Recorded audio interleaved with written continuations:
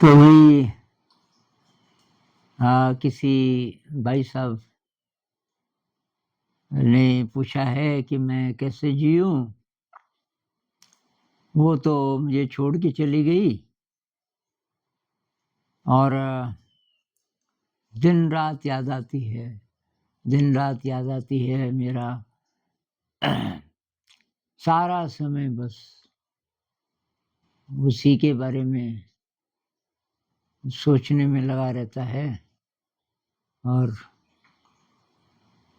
बस उसकी तस्वीर वो छाई रहती है मन पे हर समय और आत्महत्या का मन करता है, अब जी के क्या करना है? वो तो चली गई।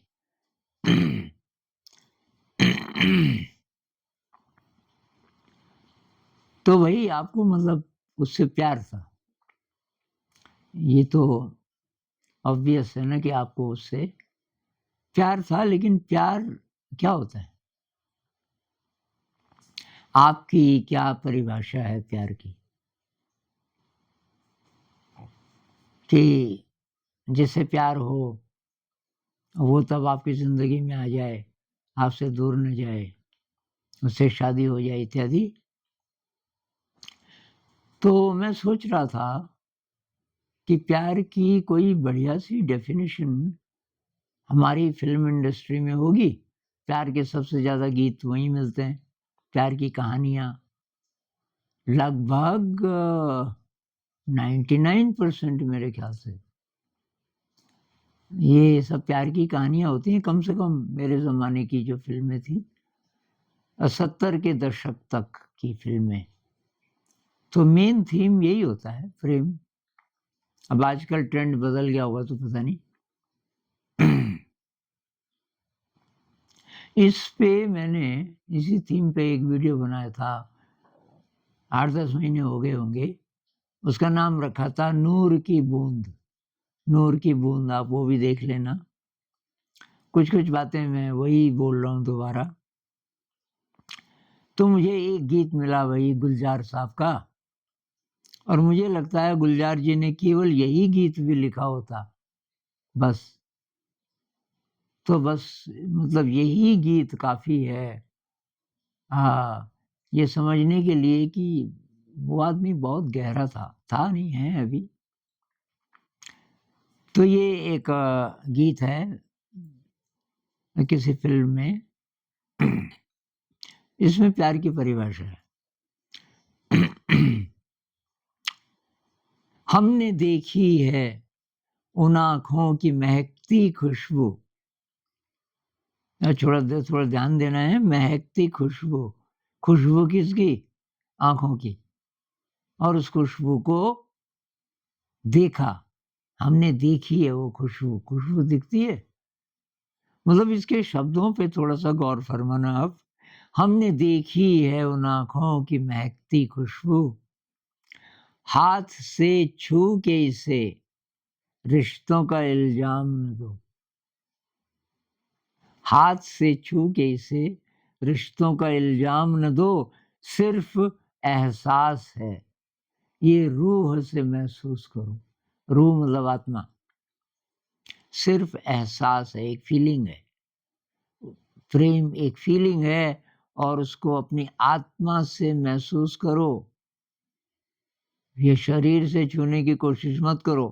प्यार को प्यार ही रहने दो, कोई नाम न दो। तो है क्या फिर प्यार? प्यार कोई बोल नहीं, कोई शब्द नहीं है। प्यार आवाज़ नहीं, एक खामोशी है, सुनती है, कहा करती है। भई खामोशी कभी बोलती है कुछ?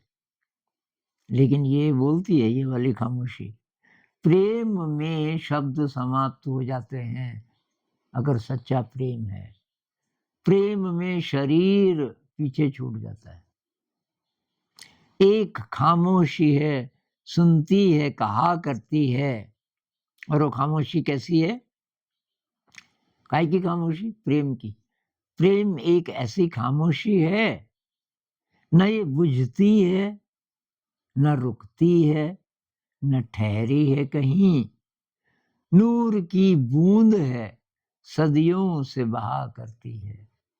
नूर मतलब प्रकाश, प्रकाश की एक बूंद है, हमेशा बहती रहती है। इसको आप पकड़ नहीं सकते, ये रुकती नहीं है, ये बहती रहती है। मुस्कुराहट सी खिली रहती है आंखों में कहीं, और पलकों पे उजाले से झुके रहते हैं। होंठ कुछ कहते नहीं, कांपते होंठों पे मगर कितने खामोश से अफसाने रुके रहते हैं। अफसाने मतलब बातें, किस्से, पता नहीं कितने कितनी बातें जो कि खामोश हैं, वो रुके रहते हैं कांपते होंठों पे, बोल नहीं सकते, क्योंकि इतनी गहरी वो फीलिंग है, इतना डीप एहसास है इश्क या प्रेम, भूल नहीं सकते। तो अब आप बोलोगे फिर फायदा क्या हुआ भाई, किसी से प्यार किया जब उसको मिलना ही नहीं है, आप बोल रहे हो नूर की बूंद है, उसको पकड़ नहीं सकते, तो फायदा क्या है? तो फायदा सोच रहे हो ना, बढ़ियागिरी कर रहे हो आप। तो भाई प्रेम में फायदा नफा नुकसान नहीं है। तो भाई मुझे सूफी लोगों का प्रेम सबसे कमाल का लगा। सूफी एंगल से अगर देखें, आपको जो उस लड़की से हुआ था, सूफी कहता है प्रेम का होना और फिर प्रेमिका का चले जाना, और आपका ये जो व्यथित जो दुखी दिल है, इस दिल को वो इश्क तो सिखा गई ना। अब सचमुच के प्रेमी से इश्क करो। सचमुच का प्रेमी कौन है? उसको हायर सेल्फ कह लो या कुछ भी नाम दे दो, हमारे अंदर की जो विराट शक्ति है, अब उसकी तरफ मुड़ो। अब उसकी तरफ मुड़ना आपके लिए बहुत आसान हो जाएगा, और आसान इसलिए हो जाएगा कि आप समझ गए वो क्या फीलिंग है। तो इस दृष्टिकोण से देखें तो उसका भाई धन्यवाद करो। अब उसके बारे में मत सोचो, तो वो तो कल बदल जाएगा ना, शरीर भी उसका, उसका मन भी कब बदल जाए, बदल ही गया, वो चली गई किसी के साथ, उसके पीछे मत पड़ो। वो तो गई, लेकिन वो सिखा गई। असली बात ये है कि हमें असली प्रेमी से मिलना है। आप सांसारिक प्रेम भी निभा लो, लेकिन सांसारिक प्रेम में भी वही ख्याल आना चाहिए कि जो असली प्रेमी है, असली प्रेमी, उसकी तरफ जाना है। तो इबादत सिखा जाए इश्क, तब तो बात है।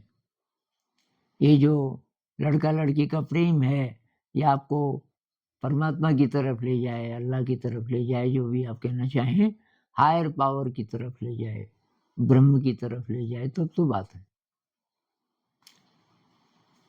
क्या ऐसा प्रेम संभव है कि ये केवल आदर्शवादी बातें हैं? तो भाई मुझे एक आत्मकथा मिली, इसाडोरा डंकन, बहुत गजब की डांसर हुई हैं पिछली शताब्दी में। शायद अमेरिकन थी, लेकिन वो उसने परफॉर्मेंसेस दी पूरी दुनिया में। नया डांस उसने क्रिएट किया बचपन से ही। एक तो नंगे पैर, जो वेस्टर्न डांसेस हैं ये नंगे पैर नहीं डांस करते। बहुत बाद में उसको पता चला कि भारत के जितने डांसेस हैं उसमें तो सब नंगे पैर ही होते हैं। तो उसको बहुत खुशी हुई कि अच्छा, ऐसे डांसेस और भी हैं दुनिया में, तो हमारे यहाँ तो हजारों सालों से हैं। तो ये बहुत विद्रोही किस्म की लड़की भी थी। ये कोई फालतू के रीति रिवाज नहीं मानती थी, जो उसको फालतू लगे। तो उसका कई लोगों से प्रेम हुआ, कई पुरुषों से, तो वो अपनी आत्मकथा में एक जगह बोलती है कि अब मैं आपको उस प्रेमी के बारे में बताती हूँ और उस प्रेम के बारे में जो कि बहुत रेयर है इस जगत में, लेकिन मैं नसीब वाली हूँ कि मेरे को वो प्रेम मिला। तो हुआ क्या कि एक बार वो अपनी सहेली के साथ थी। वो कुछ कर नहीं रही थी अभी और सहेली के साथ थी और वो सहेली जॉब पे जाती थी। सहेली उसको बहुत प्यार करती थी, तो सहेली कहती थी, "तुझे कुछ करने की ज़रूरत नहीं है, बस तू रह ले मेरे साथ कुछ दिन।" तो वो पता नहीं कौन-सी मंज़िल थी, तीसरी, चौथी मंज़िल रही होगी और ये शाम को सनसेट देखना इसको बहुत अच्छा लगता था और सर्दी थी, तो सारी खिड़कियाँ बंद होती थी उस पूरे बिल्डिंग की और कई मंजिला बिल्डिंग थी, केवल इसकी खिड़की खुली रहती थी, ये सनसेट देखती थी। और नीचे जो आने का रास्ता था बिल्डिंग में, उसकी एक तरफ एक छोटा-सा गार्डन था। तो गार्डन क्या वो मतलब जैसे ये पाम के वृक्ष होते हैं ना, ये नारियल जाति का कोई पेड़ था, एक नहीं बहुत सारे, उनका झुरमुट एकदम, तो उसके इतना घना कि उसके अंदर कोई चला जाए तो बाहर से दिखे ही नहीं, ऐसा था। तो उसको भी वो देखती थी, उसकी पत्तियाँ कैसे लहरा रही हैं, लेकिन ज़्यादा फिर सनसेट ही देखती थी। एक दिन उसकी सहेली जब आई, बहुत अंधेरा हो चुका होता था, जब उसकी सहेली आती थी, उसके पास गई कि, "तू यहाँ क्यों बैठी रहती है?" कि, "यार मुझे सनसेट बहुत अच्छा लगता है।" "अच्छा, अच्छा" कि मैंने सोचा तूने उसे देख लिया। कि किसे? कि एक आदमी है और वो नीचे जो पाम ग्रोव है ना, ये झुरमुट सा है, इसके अंदर से वो तुझे देखता रहता है। अब पता नहीं कब वो आ जाता है यहाँ, लेकिन मतलब ये घंटों शायद वो देखता रहता है तुझे। उसने कहा, "हैं? कब से?" कि करीब-करीब 1 महीना हो गया। मैंने तुझे इसलिए नहीं बोला कि मैं पक्का करना चाहती थी, हर तरीके से कि वो तुझे ही देखता है। कि कैसे किया तूने पक्का? कि भाई तेरी खिड़की खुली रहती है भाई और किसी की इस साइड से किसी की खिड़की खुली नहीं रहती इस समय। और वो एकटक इधर ही देखता रहता है। 1 महीना हो गया कि हाँ, कि उसने तो कभी सामने क्यों नहीं आता हो? कि शायद वो नहीं आएगा सामने। अब तुझे जाना है उसके पास तो जा सकती है, क्योंकि जो 1 महीने से देख रहा है, उसको देखने से ही तृप्ति हो जा रही है। क्यों देख रहा है? पता नहीं लेकिन कुछ तो है, कुछ अलौकिक है, कुछ अद्भुत है। अब इसका तो सारा शरीर काँपने लगा इसाडोरा का, अपनी सहेली की तरफ कि समय भी है? हाँ, कि अभी कुछ देर तक रहता हो, फिर चला जाता है। कि मैं जाऊँ? अब कही तू जाने भाई। अब वो उसने कहा ना अब मुझे ही जाना पड़ेगा। ये कैसा आदमी है? तो गई और उस कुंज के अंदर गई तो स्टिल खड़ा, फिर मुड़ा उसकी तरफ। फिर काफ़ी देर तक बस खड़े ही रहे और उसने उसका हाथ पकड़ा और उसको लगा कि ये ऐसा ऐसी अनुभूति उसको ज़िंदगी में कभी नहीं हुई। फिर उसने बोला, "कल मिलेंगे आप मुझे?" तो उसने कहा कि हाँ। तो ख़ैर, तो अगले दिन मिले तो उसने बोला कि, "क्यों देखते हो आप?" उसने कहा, "यार शुरुआत ऐसे हुई, मैं एक संत की जीवनी लिख रहा हूँ। उस संत ने मुझे बहुत प्रभावित किया, कोई क्रिश्चियन संत होंगे। अ, क्योंकि ये कहानी किसी यूरोपियन देश की है। अब कि उस संत को एक बार किसी से प्यार हुआ कि फिर कि प्यार क्या होता है मैं ये जानना चाहता था। क्योंकि मैं लिखूँ कैसे? क्योंकि मेरा तो कभी हुआ नहीं था किसी से प्यार और ये संत है इसको कोई स्त्री अच्छी लगी क्योंकि वो तो अकेला ही रहता था अभी तक, साधना करता था, और कि वही हाल मेरा भी है। मैं भी अकेला रहता हूँ, मैं भी साधना ही करता हूँ, वही लक्ष्य है मेरा। लेकिन ये मैं आत्मकथा भी लिखना चाहता था इनकी, और इनको प्रेम हुआ, तो कि मैं तब स्त्रियों की तरफ देखने लगा कि क्या मेरा प्रेम किसी से हो सकता है? एक दिन की मैं पता नहीं कहाँ जा रहा था इधर से, और मेरी नज़र पड़ी तुम्हारी खिड़की पे, और तुम्हें देख कर के मुझे कुछ होने लगा। तो मैं बस तुम्हें देखने लगा। देखते, देखते, देखते सब जैसे समय समाप्त हो गया, मुझे पता ही नहीं चलता कब मैं सनसेट से थोड़ा पहले आ जाता हूँ कि वहाँ, और कितनी देर हो गई, सनसेट हो गया, अंधेरा हो गया। जब तक तेरी खिड़की खुली रहती है, तब तक कि मैं यहीं रहता हूँ, इस कुंज में।